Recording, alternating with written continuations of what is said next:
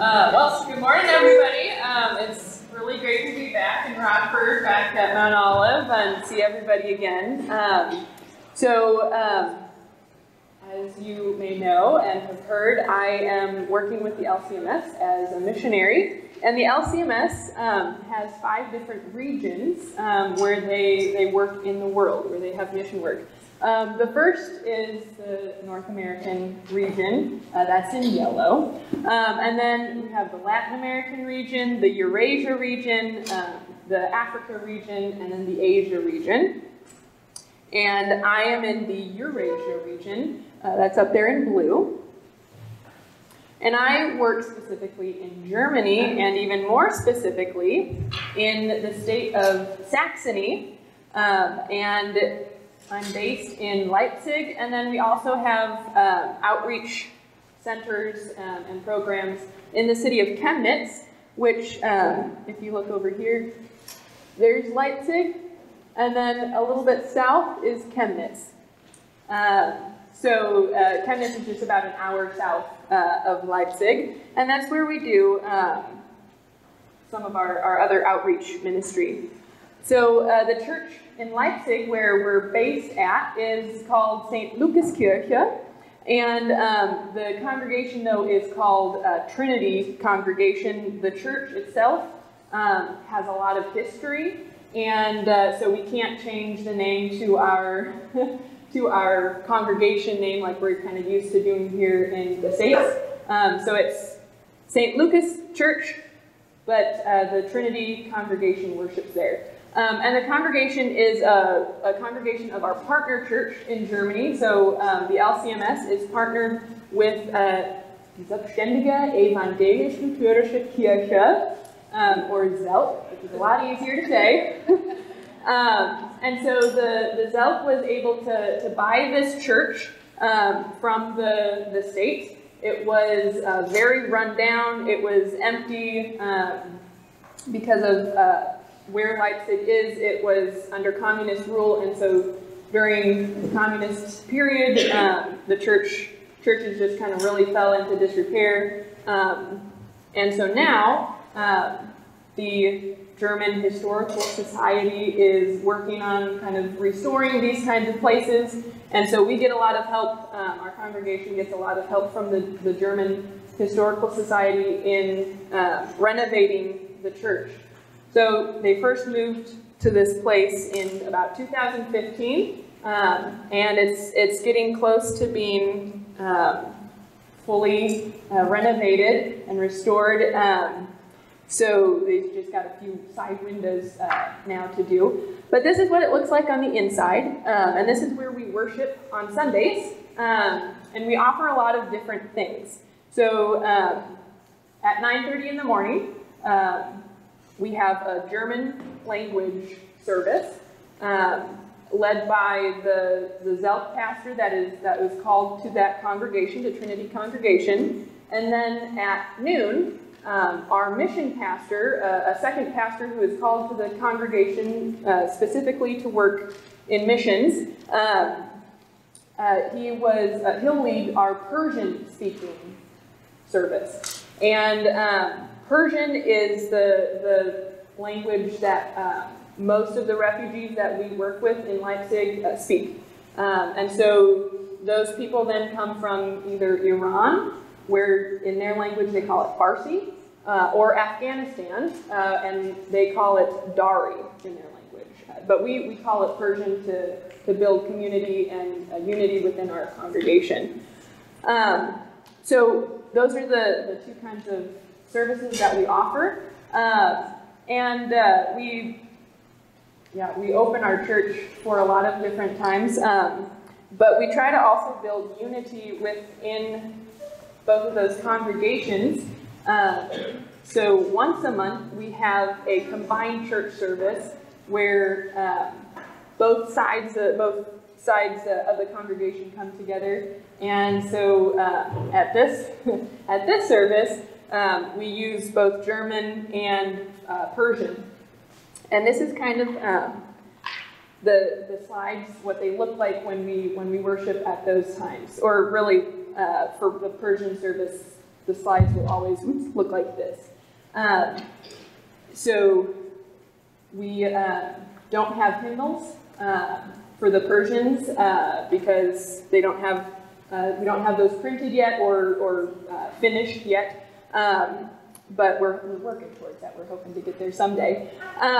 But so we use a projector and slides like this, and on the top right corner you'll see that's Persian, and I'm very slowly learning it. It's kind of difficult, but you start on the right and read to the left from right to left, so that gets a little confusing sometimes.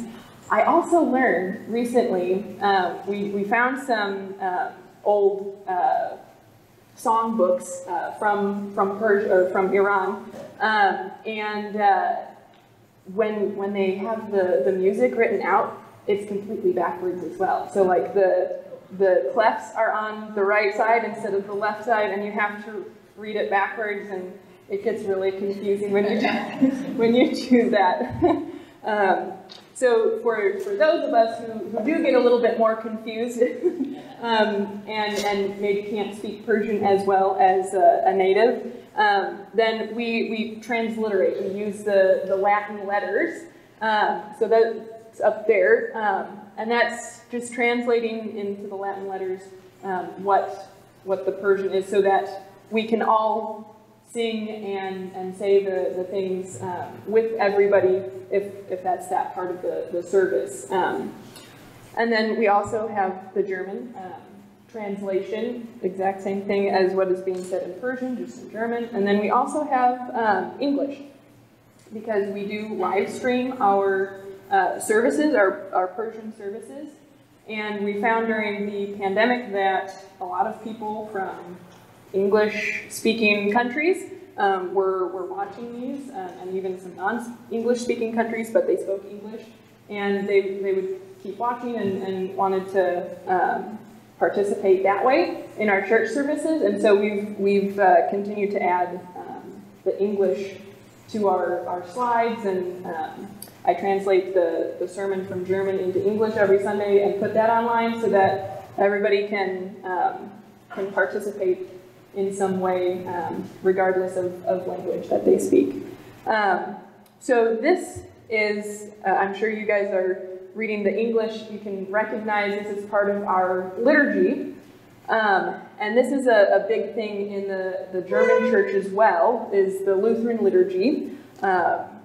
And to kind of build unity and to kind of build up a Lutheran kind of, what's the word? I can't think of words right now. A Lutheran tradition in our Persian service. We are adding the Lutheran liturgy and translating it into Persian. So this is the Agnus Dei that some of our older generation may know from, I believe, TLH, or it's in Divine, so it's in the LSB as Divine Service Setting 3. And it goes a little bit like this. Masi pareye khoda ke pareye gunah dunya bemaram kon. Masi pareye khoda ke pareye gunah dunya bemaram kon. Masi pareye khoda ke pareye gunah dunya dari bema aramesh.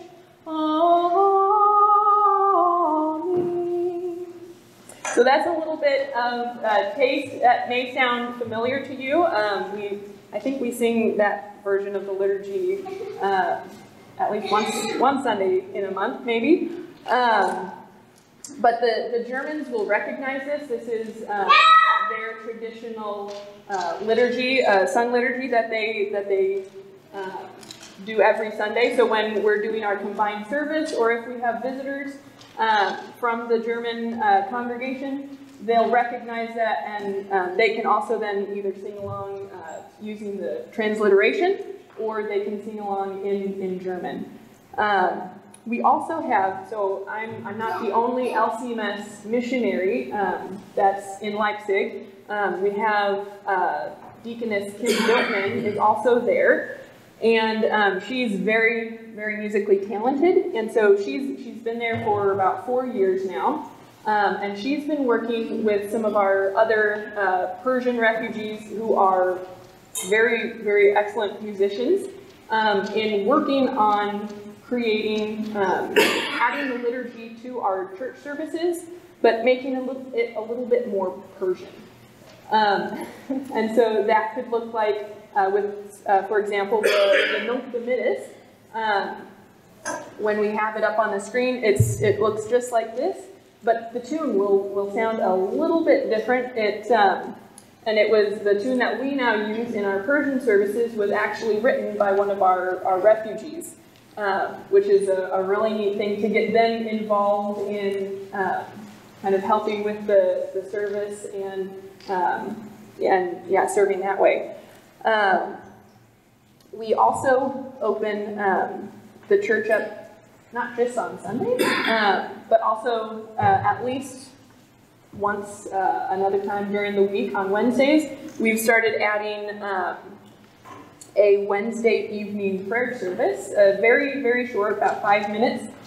And our mission pastor, Pastor Hugo Gavers, he'll give a short little message. It's usually geared towards children, or just very simple, so everybody who's walking off the street can understand what he's telling them about. And then we'll usually have a song or two and some prayers, and then we'll just be with the people.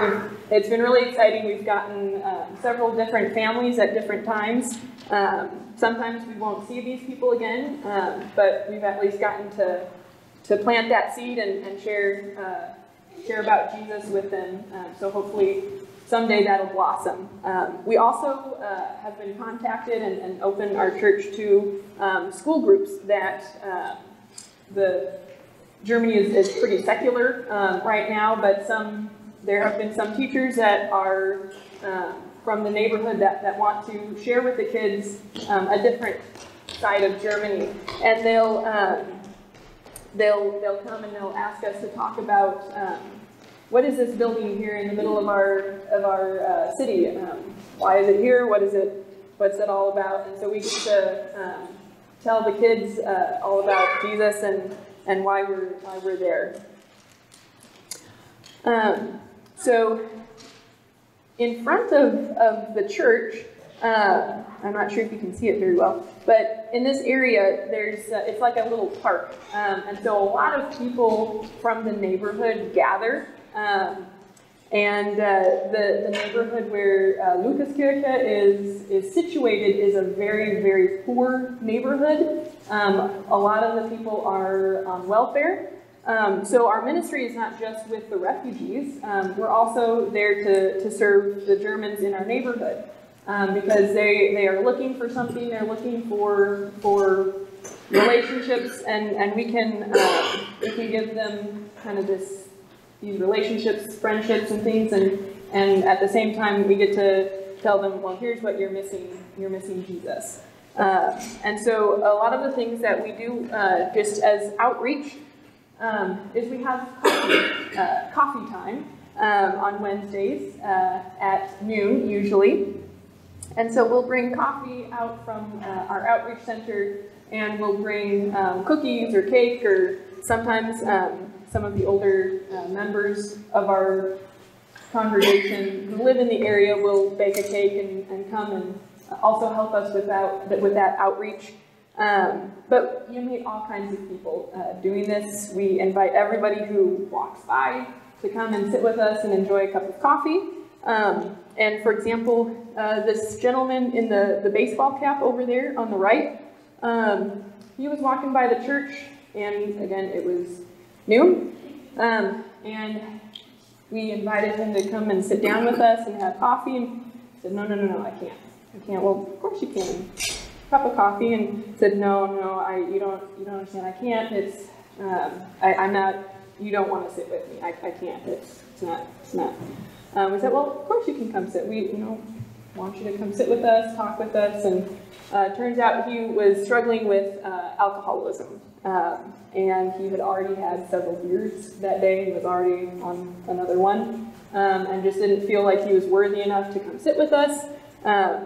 But he finally did come sit and started talking, and we were listening. And he was just very thankful that there was somebody that was there to care for him, care about him, enough to invite him to come and sit and have a cup of coffee. And he started opening up and telling us all about his problem and how he wants to stop, but he just doesn't know how, and he's crying and things. And we got to share the love of Jesus with him and tell him all about Jesus. I haven't seen him since, so I'm praying that he's doing well and things, and that seed that we kind of planted at that time is growing. But yeah, you never know with these kinds of things. You meet all kinds of people, like I was saying, and our job is just to share Jesus with them and plant that seed, and God will take care of the rest. So this is our outreach center, and the pictures of the church that I took, that's from the sidewalk right in front of our outreach center.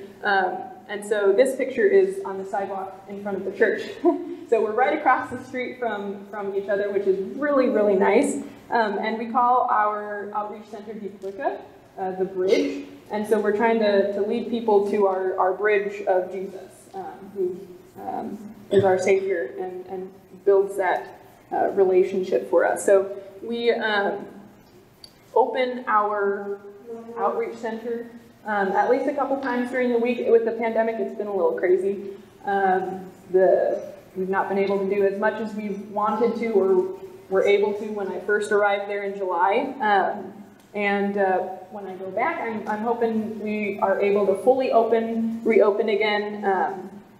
But these are some of our Persians that we see every week, at least in church, and usually they always come when we have our openings, when we're open for our outreach center. But in this outreach center, we do a lot of just fellowship time with the people. So this is one example. It was after church, and we had just some coffee, and we were able to talk. And at these times, we also open up our time to help with the documents sent by the government. The refugees have a lot of documents that they have to go through, and since many of them still struggle with the language, they bring their documents and things to us because they know Pastor Hugo, our mission pastor, he is fluent in Persian and German and English. So he's very talented and blessed that way, and we're blessed to have him there help us. And so he can help them in their own language, which is a big plus for them, because there's a lot of difficult language too in the German. So since he's a native German speaker, he can understand a little bit more of all of that lingo. But then we also have, we offer baptismal classes and confirmation classes. So this is a picture, that's our mission pastor, Pastor Hugo. And then that's one of our Persians. She just started coming to our outreach center a couple weeks after I first arrived in July. And then she was very excited to take part in our baptismal classes. And then she was able to be baptized then a couple weeks into December. So that was a really exciting thing. She is always just so excited now whenever we're, at church, and she, they all come whenever they can. Sometimes it's a little bit difficult, but she always has this big smile on her face when she's in church, and is always ready to give hugs and is very excited. We offer a lot of groups and programs. We have children's groups, so we open those up to everybody. There's a lot of children in our neighborhood, and so that group is kind of a bit more mixed. And then we have young adult teenage groups, young adult groups, adult groups. The pictures, the paintings that you see kind of in that bridge rainbow formation, those were done by our children's group of several years ago before I got there. But that was done by our children's group. And then the picture on the right of Jesus hanging on the cross, that was actually done by one of our refugees in our art group. And this is that group especially is one of our really awesome programs that we use to help them go through the trauma that they've been through. They have, like I said, been through a lot of trauma, trying both in their respective countries, as well as when they're coming and fleeing those countries. I've not been told a whole lot just because the language barrier is still somewhat there, but I've heard from some of them and from Deaconess Kim and Pastor Hugo, some of the stories that are just, it's terrible what they have to go through, just that makes them make them flee and leave. And there's a lot of reasons for that too. They are sometimes leaving because of war. So like what happened this last fall in Afghanistan, we got a lot more refugees because of that. There's political reasons. They don't like what the government is saying, mostly because the government is forcing them to become Muslim and worship the Islamic faith, and they don't want that, or they don't like all the rules that are from that religion that are being applied to them now. And so they protest, and then they're put on a list, and if they're caught, then that's not good news for them. And then some are actually underground Christians. They're Christians in their countries, and if somebody finds out about that, then they could be imprisoned and most likely later killed. And so that's another big reason that they come. And so some have been imprisoned before and escaped, and they bear the scars of that, both in body and mind. And so the art groups are a really, really good way for them to kind of work through all of these things that they've been dealing with. We also then, on Wednesdays, so Wednesdays are kind of a big day for us. We have our coffee hour, coffee time with the neighbors, and then later in the afternoon, another group from the city of Leipzig comes with big vans. They do this at several different locations, in the poorer locations of Leipzig, but they come with their Spielmobil, and their Spielmobil has a bunch of outdoor toys and games for the kids, and they set those out, and they let the kids play there for an afternoon, which is really good because some of these kids, once they're home from school, they don't really have much else to do, and so they just kind of congregate outside and get into trouble. And so this is one way that another group in the city of Leipzig kind of helps give them something to do so they don't get into trouble. And so we work with the group, with the Spielmobil group, and we kind of open our doors, so if people need to go to the bathroom, they can come use that, our facilities. And then we also, it's at the end of the Spielmobil time when we open our doors for our evening service, or our evening prayer time. And we've gotten several families through that. Again, not all will return, but some do, and we're excited when that happens. And then the picture with that little boy on the ground playing with the blocks, that was right before his baptism. So his parents had already been baptized and wanted this little boy and his sister to be baptized. And it kind of needed to happen soon because the family then was going to into church asylum, which the laws, I'm still learning all about the different laws and things, and it gets very confusing. But church asylum usually happens when they're about to be deported back to their country, and if it's not safe for them to do that, sometimes the government doesn't care. They just see what's on the paper. And so to prevent them from being deported, they will request church asylum. And only a few churches in our kind of synod, the Zelk synod, can provide that. There's got to be very specific things like bathing facilities, cooking facilities for them inside these churches, because once they're in church asylum, they cannot leave for about 5 to 6 months, and so there's this family, there's one church about 2 hours away from Leipzig that offers church asylum for families. And so they were going there a couple days after the children got baptized.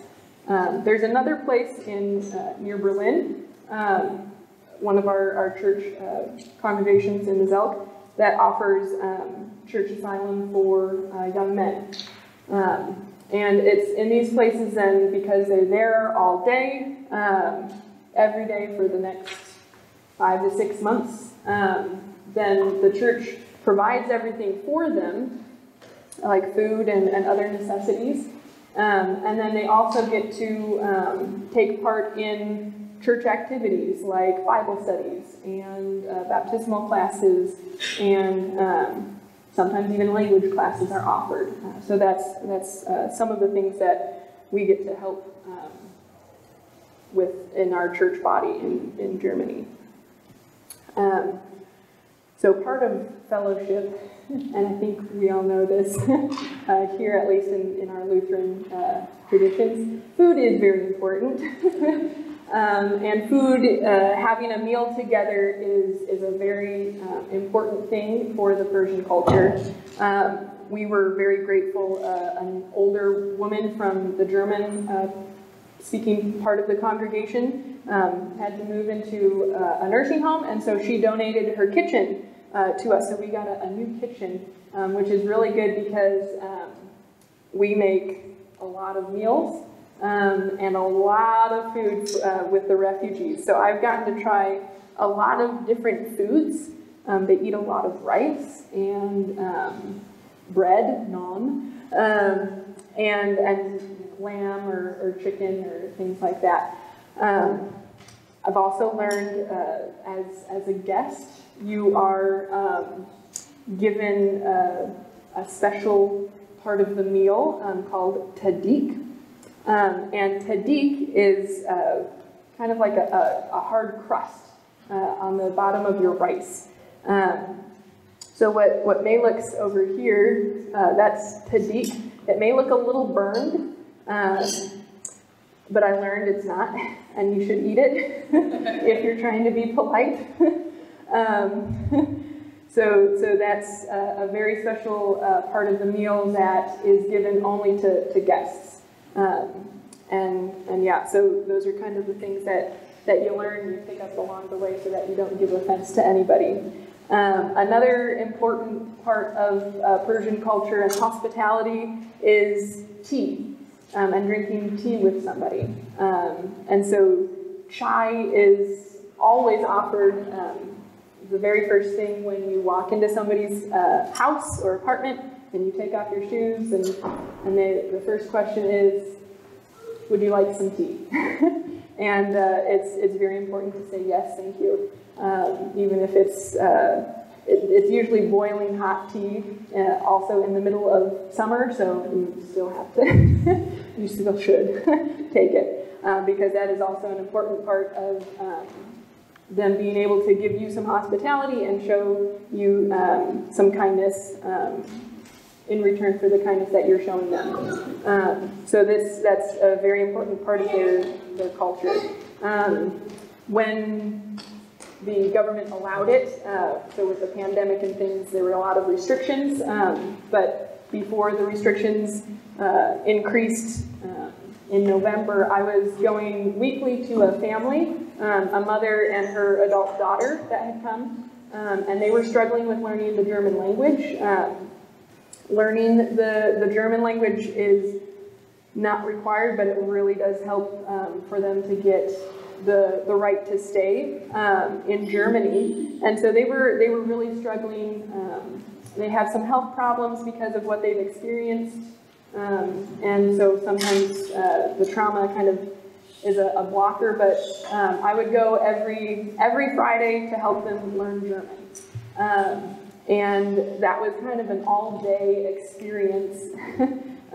So you would arrive, and we'd have tea, and then after our tea was gone, then we'd move on to practicing German, going through the German book that you can see on the table, and then that would maybe last for an hour, and then the mother would then move into the kitchen and finish working on the meal that she had been preparing, and that would take some time to finish doing that, and then we'd of course eat, and then after all that was done and we'd eaten, then they'd invite you back into the living room for more tea and conversation. And so that was kind of an all-day experience, but it was good that they weren't able to get out as much because of the hindrances with the language and COVID things. And so it was really good for them to be able to have these times when somebody from the outside would come and help them, and I would also get some help with my Persian learning, because that then would make them feel good about receiving my help, that they were able to help me, and they were able to provide me with a meal, while I was also providing them with help in learning German. So as I said too, we are not just in Leipzig, but we also do outreach work and hold church services in Chemnitz, which is about an hour south. So noon on Sunday, we have our Persian service, and then that usually is about an hour, and then we have about 30 minutes, if we're lucky, to get out of, to finish, cleaning everything up from the service, putting projector and cords and things away, and then we have to get in our car, hopefully by 1:30, so that we can go and drive to Chemnitz and get there in time to get all of our things that we need to have the service in Chemnitz ready, because we don't have a church like we do in Leipzig. There's not a Zelk congregation in Chemnitz, so we actually rent a church for about a couple hours every Sunday from the Catholics, which the Catholic Church, this is the Catholic Church St. Joseph, and so the church is only about a couple blocks from our outreach center, which is really nice. That way, when the people come there, it's easy for them to come to our outreach center for our programs that we have after church then. So we have a lot of stuff going on in this is the inside of our rented church, and as you can maybe see, the Catholics don't have a very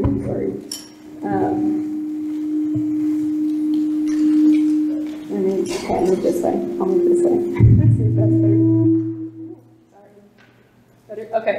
As you can maybe see, the Catholics don't have a very good place to project onto the wall. Like we have a nice screen in Leipzig, but in the Catholics, we don't have the time or the room to bring back and forth a screen, and the Catholics don't have one, so we have to kind of innovate, and we project onto the wall the altar area in the church there is really long. And so we kind of set up our projecting system to project on the wall. And then there's actually a lot more people in church than are just pictured there. There are little wings that come out, and so there's more pews for people to sit, and it's just to the right of the pillars there that you can't see in the picture. But we have a lot of people that do come. It's a little bit more difficult for them to get to the church in Chemnitz than it is in Leipzig, but there are a lot more camps in the Chemnitz area. We actually, there was one gentleman from Afghanistan that came every week for baptismal classes, for Bible study classes, and was always there on time and excited to be there. And then we found out a couple weeks before he finished with baptismal classes that it took him an hour to walk from the camp that he was living at, that they had placed him at, to walk to a town that had a bus and get on that bus. And then it took an hour and a half from that town for him to drive to Chemnitz and then get more buses to get to our outreach center. But he was always there, and he was always excited to talk with us and to learn more about Jesus. So that's a really neat thing to witness, that these people, even though they have all of these struggles, these road bumps in their path just to get to church, they still make it happen, and they're still excited to hear about Jesus and how much he loves them. So there is Pastor Hugo in our outreach center in Chemnitz. And we try to offer the same programs that we do in Leipzig. Because we all live in Leipzig, it's a little bit more difficult for us to offer with the same frequency the things that we offer in Leipzig. But we do try to spend another day there, not just Sundays, where we can open up the doors and invite them in for fellowship and help with any documents that they may need, things like that. So we do get a lot of people in. It may not show because this is COVID times, but yeah, it's exciting to be there for that. So this is a picture of a painting over the door that when you enter the church in Leipzig, and above the words in German translated into English, there, "Come to me, all you who are weary and heavy laden, and I will give you rest." And that's kind of what we're all about in Leipzig and in Chemnitz. We're opening our doors and telling people all about the one who can give them rest, who can give them the peace, fill that void, that hole, fill whatever they're looking for. He can provide that for them. And it's exciting to see God work through us and through other people around us to share his love with others. And I know there's a lot of refugees from Afghanistan that have come to America. So if you ever happen to meet somebody who speaks Persian, then this is a simple way that you can tell them Jesus loves them and share the love of God with them, and maybe start a conversation with them and plant that seed. So I'll say it first, and then I'll say it again, and you guys can repeat after me. So to say Jesus loves you in Persian, it's Isa Torah Dust Dorad. Okay? So we'll break it up in chunks, and you guys can repeat after me. Isa Torah Dust Dorad. Excellent, you guys are great. So that's one way that you can share the love of Jesus with people. Also, before I forget, and while we're asking questions, I've got some sign-in sheet, not sign-in sheets, but if you would like to get my newsletter and you don't already, you can sign up on this sheet, and I will add you to my newsletter email mailing list. Also, I am going to pass around, or ask my lovely assistant. Those are my prayer cards. If you would like to take one, you may. This is one of the ways that you can really support me is by praying for me. Your prayers and encouragement are a huge blessing, and prayers really work. So really appreciate all your prayers and support there. And then if you feel so moved to support me financially, there are a couple of different ways that you can do so, and my prayer card also will indicate how you can support me financially if you feel led to. But yeah, other than that, any questions? Where do you live? I live in Leipzig. Yeah, so it's where I live is about 3 streetcar stops from the center of town.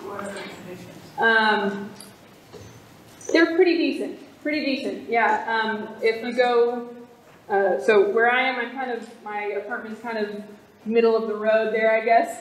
If you go north a little bit, like just 1 block even, and you go north, you'll get to one of the busy main drags of Leipzig, and there's on that street.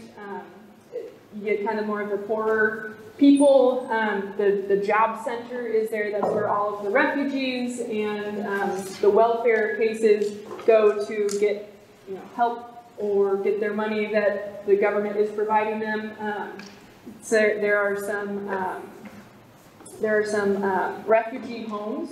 So once the refugees are allowed to get out of the camps that they are first placed in, then they go into these refugee homes, and then from there, once they get the right to stay, then they can find another apartment with certain specifications in Leipzig. And so that's kind of just a block north of my current apartment.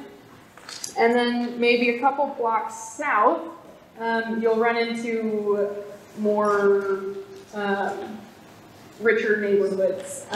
So I really am kind of right in the middle of a lot of things there, and opportunity. Yes, I do have my own apartment. I share actually with Deaconess Kim, so it's makes it a lot easier for us since we work in the same places and things. So yeah. Any other questions? When you have the day of the week or 2 that are open for the refugees to come and get documentation and help and things, how did the folks in the camp find out what day, or is it the same, they always know it's the same day? Yeah, good question. We actually get a lot of publicity by word of mouth. So our people that have been here for a while, are coming to church and things, they hear, they've gotten help from us, and then they hear that somebody in the camp, maybe a next door neighbor or somebody, is trying to find some help with a document or things, and our people will say, hey, you know exactly where you should go, and so they tell them. That's actually one of our guys now. That's kind of how he was led to us. He actually fled from Iran because of political reasons, and just did not like the government there. And then he got to Germany, and then he wasn't a Christian at all. Like I said, he fled for political reasons. But then when he was in a camp, he heard from somebody from our congregation about this place that was offering church services with Persian music. And there was music being sung in Persian with Persian roots. A lot of our Persian refugees who are musicians have written songs, both the music and the text, for our worship services. And so he heard all about this and started coming to church because he's also a wonderful musician. And sometimes if you listen, we have two guys who sing the Nunc Dimittis whenever they're there because they can really get that Persian flavor of how to do music. They do that really well. One of them actually wrote the music. And so this gentleman who was not a Christian, he now sings that whenever he's there. And so, yeah, he just started coming because of a friend of his who talked about the Persian music. And then he would stay afterwards for Bible study and our baptismal classes and just got more interested. And yeah, then he decided that he wanted to be baptized himself. And so that's, yeah, the word of mouth is a big, is very important to getting more refugees. Yeah. Any other questions? Yes. Are the Christian Persians that you're seeing from the neighborhood and around are they getting hassled by the Islamic people or people that they know? Yeah, so it is, some of them do struggle with that. So, yeah, one of the reasons why when I'm videotaping, as you saw, there's the video is not pointing at the screen because there were a couple pictures with faces. So we do need to take precautions when we're live streaming. Because we do that every Sunday. Some people are not afraid at all to have their face on camera.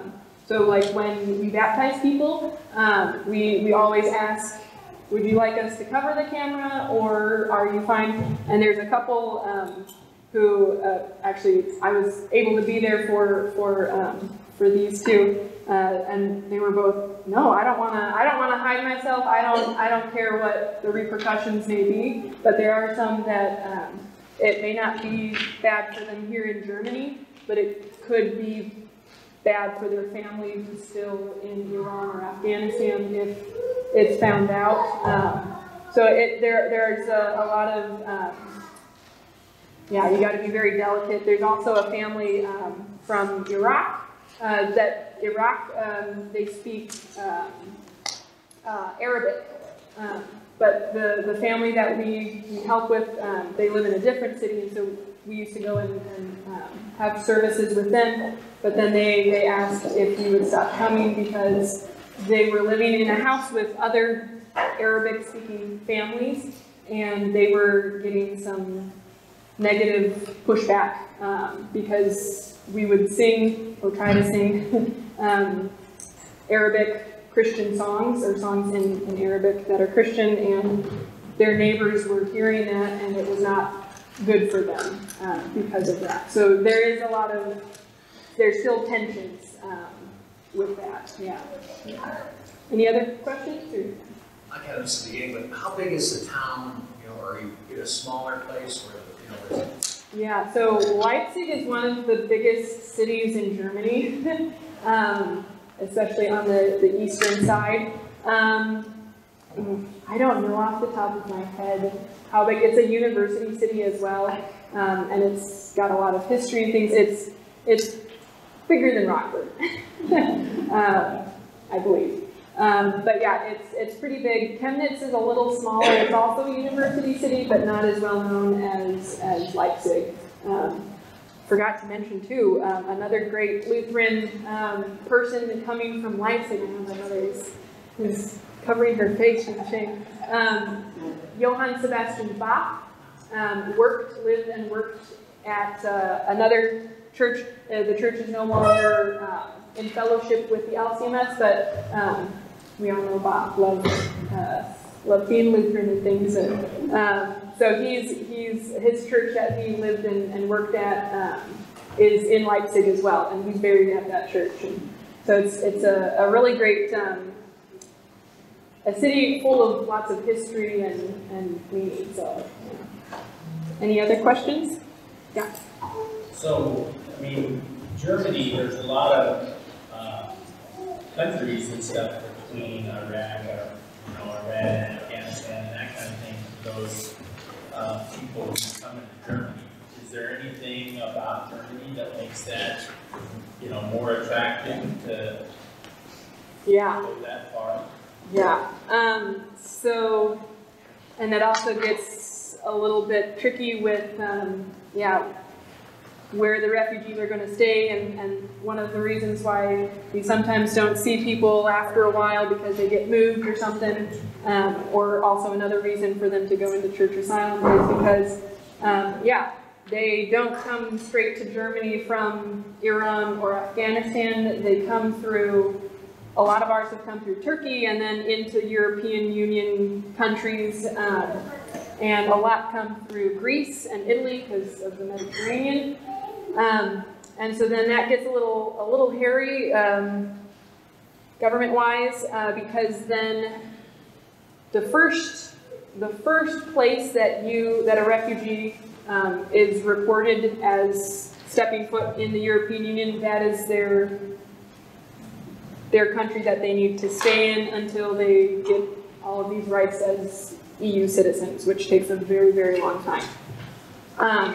And a lot of these places, like Greece and Italy, that are receiving a lot of refugees because they are in such strategic points, they don't offer very good benefits to refugees. So the camps are terrible. The refugees aren't given a lot of money to live off of. Not that they get a lot in Germany, but they get a lot more than they would in, say, Italy. And so just for them to be able to live in a good way, they can't support themselves, they can't work until they have these rights and things, and so they just have to stay at these camps and eat and have whatever the camps provide, which in Italy and Greece is not a lot. So that makes them want to come further north to Germany, and Germany actually offers some of the best benefits to refugees in the entire European Union. So that's really awesome. I believe Sweden and Norway also offer a lot, but that's really further north than is sometimes able to get for them to get to. So yeah,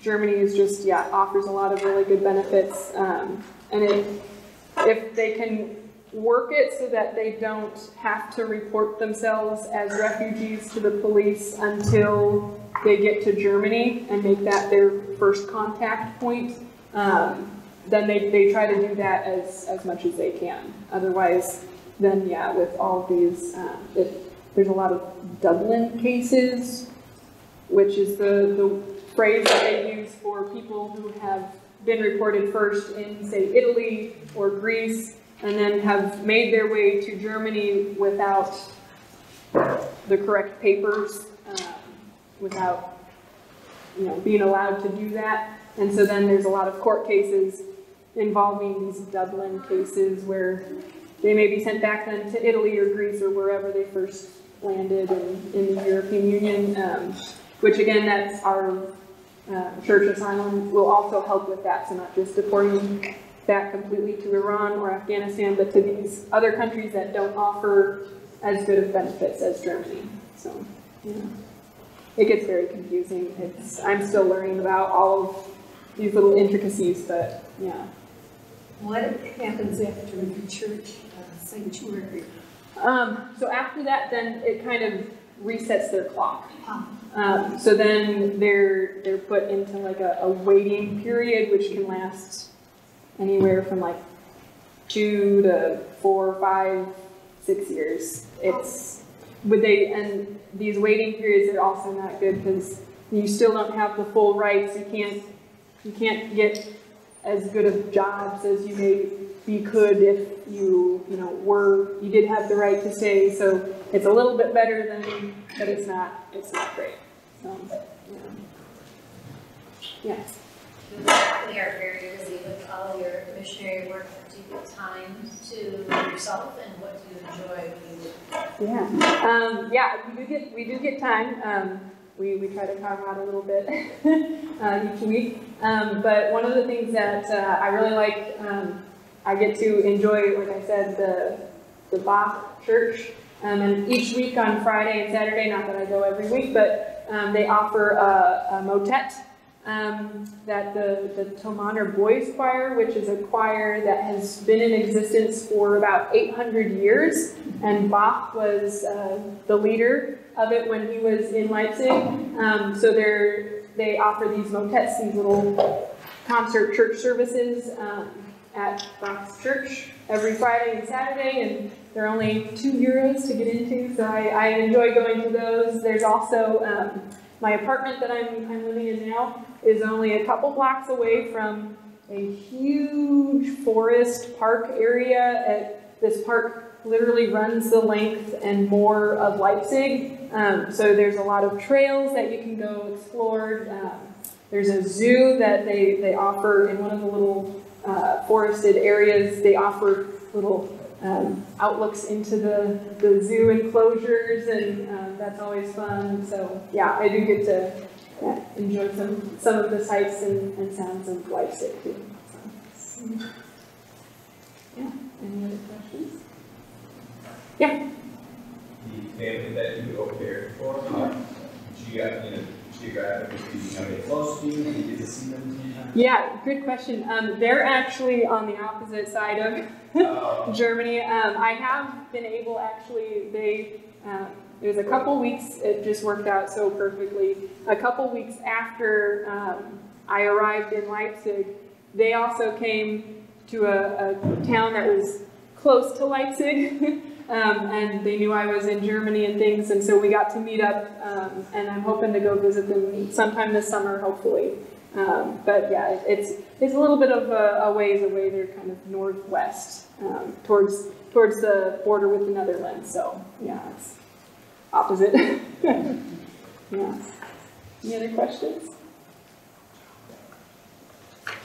Yes. Do you guys, like donation-wise at the church, would we send like clothes or toys or something to stock up and help distribute to the refugees? Yeah. Or is that done more so through LCMS and other organizations? Yeah, through the LCMS, probably. I mean, if I had room in my suitcase, maybe. But yeah, the LCMS really does a good job of giving, directing those things over to us. And we actually have a lot of people in Leipzig too, and in the Zelk congregations that do, find donations, other places and bring them to where they're needed most. So, yeah. Are you here to be trained in more service, or is this just a normal break for you? So every 2 years, I am kind of required to come do like this home service where I come and I'll talk to churches that support me and maybe some new churches and other groups and schools about what we're doing in Leipzig. But I'm also moving from a 2-year commitment, which would have ended about a week ago, and moving to a longer commitment, the career missionary commitment. I felt that's kind of where God was leading me right now, just in that I also didn't have as much time as I had earlier anticipated with COVID and things, that I didn't get to spend as much time in Germany doing the work there, helping with the work there as I had been anticipating. So I felt God leading me to extend for at least 5 years, and we'll see where God takes me then. So, yeah. Is that 5 years starting now, or is it an additional 3? So it'll be another 5. Okay. Yeah. Yeah, and so every 2 years then I'll be coming back for home service. But because I'm transitioning then from this 2-year commitment to the career commitment, they want me to come down to St. Louis for some some more meetings and orientation. So, yeah. I would imagine that when you do go back, that the influx of Ukrainians will probably be, are they already heading there? Have you heard? Or? Yes, yeah. So they were already, I think we had already gotten like 8,000 before I had left, which is already about 2 weeks ago now. There's the last news reports that I was listening and reading, they were saying there's about 2.8 million in total refugees from the Ukraine, and that most have gone through Poland, but 150,000 of them have come already to Germany, mostly in the Berlin area, but they're slowly starting to trickle to other places that have refugee encampments. So yeah, we're getting, actually, there's another LCMS missionary pastor in Hamburg, and he recently posted something about how there was a family from Ukraine that he was asked to kind of get from the train station and hook them up with a family in Hamburg for them to live there and stay there for the foreseeable future. So yeah, I'm expecting we'll probably be getting, since Leipzig has a lot of facilities for refugees, that we'll probably be getting. And we've also, it's kind of cool in Germany, there's an app, a neighborhood app kind of a thing that you can go on, and there's like message boards that you can, find different opportunities in your neighborhood and meet new people that way. And right before I left, they started posting, asking if people in our neighborhood could open up their homes to people to come and stay there. So yeah, it's pretty sad. Most are just women and children and elderly and those in the hospital, because the men are required to stay and fight. So yeah, it's interesting situation. So yeah. Without this onslaught of Ukrainians, so a typical refugee, do they automatically go to these camps, or the camp youth reference, or when what is the camp like? Is it? I have not been allowed into a camp yet. Most are closed off to people who aren't there on an official capacity. And so that's usually just as like a translator or somebody working at the camp. Conditions I've heard they're a lot better than in the camps in Germany than they are in Italy or Greece, but they're still not great, and most are very excited when they can move out finally, and are allowed to find a very small apartment within the certain parameters and at a certain price range in the city that they're living in. So to carry on that, you're not forced to go to camp. If you know a family or you know someone, you can. For the Ukrainians, it's different. Okay. So, but for like our Persian or the regular refugees, from the Middle East or from Africa, when they get to Germany, and the police, stop them or, and ask for papers or things, and they don't have those papers, and they're, that process is started, and then they're sent to a camp. Okay. But for the Ukrainians, it's kind of a difference, since they're part of Europe, and a lot actually do have relatives in Germany. So many of them aren't reporting themselves, or last I heard, many weren't reporting themselves as official refugees, and they were just going to visit family as refugees. So.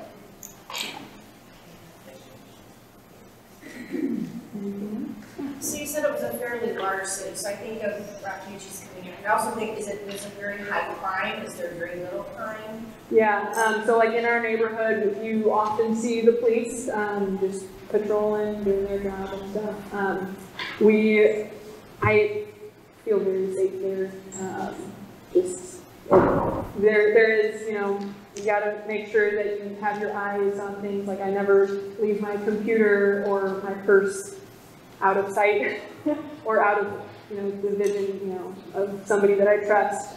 We have had a couple people that, when we were out of doing something outside and of our outreach center, like at church, or but others were preparing a meal inside maybe, and then a little bit later somebody said, "Oh, I thought I had 50 euros in my purse, and now it's not there." So the usual thing that happens in bigger cities. So. Any other questions? Can you put up the slide again for the Jesus loves you? Yeah.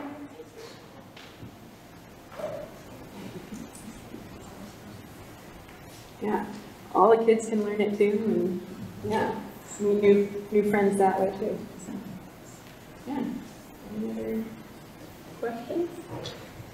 And if not, I'll be here after the late service as well, and I'm here to answer any other questions you may have. But thanks again for letting me come back and share with you what I've